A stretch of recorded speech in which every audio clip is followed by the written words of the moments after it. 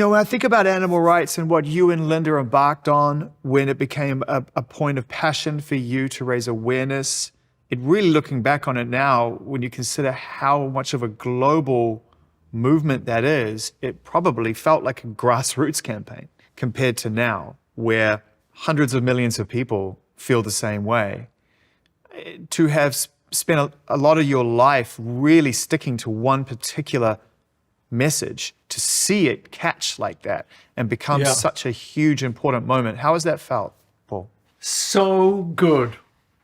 Really so good. When we started, we were on a farm and there were lambs playing in the field and we were eating leg of lamb.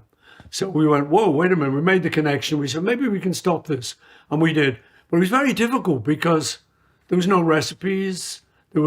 Nobody knew about it. So it was like, oh my God, how are we going to do this?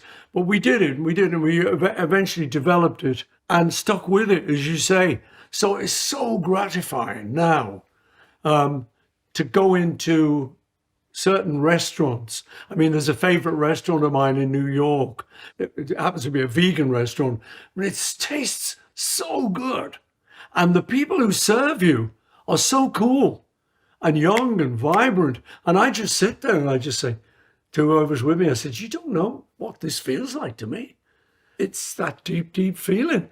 It just feels so, so great that we've arrived at a point where this is normal.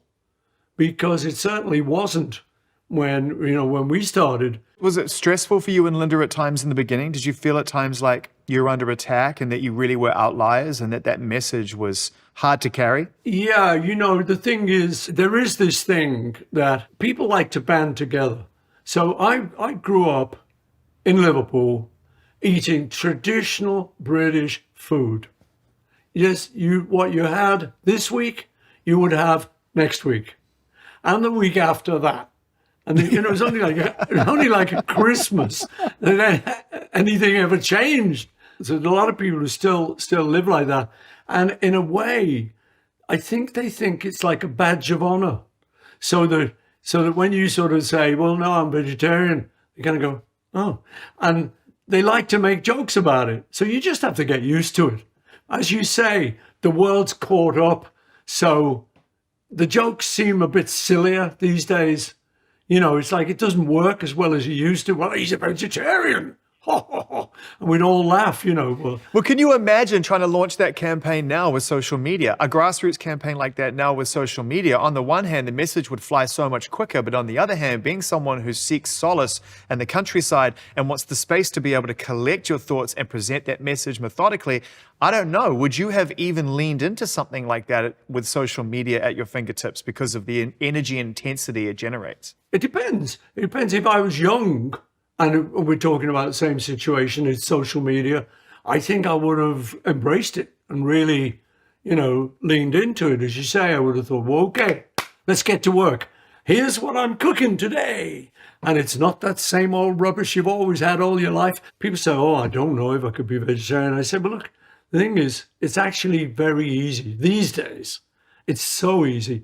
But I say to people, you tend to grow up and when you're 20, 21, you don't think, oh, I could change a lot of things.